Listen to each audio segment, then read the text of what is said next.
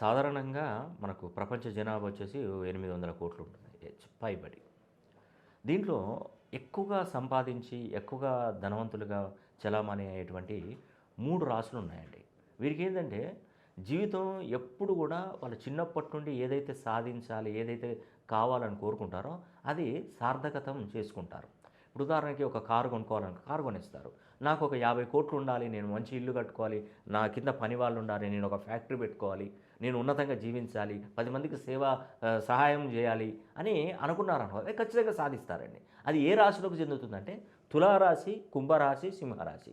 ఈ 3 రాశులండి. నిజంగా ఇలాంటి రాశులలో పుట్టారంటే మీరు ప్రపంచానికి ఏదో ఒకటి చేస్తారండి. ఏదో ఒక మంచి పని చేస్తారు. మీరు దర్జాగా జీవిస్తారు. హీరోల్లాగా బ్రతుకుతారండి. అది మాత్రం నేను ఖచ్చితంగా చెప్పగలుగుతాను.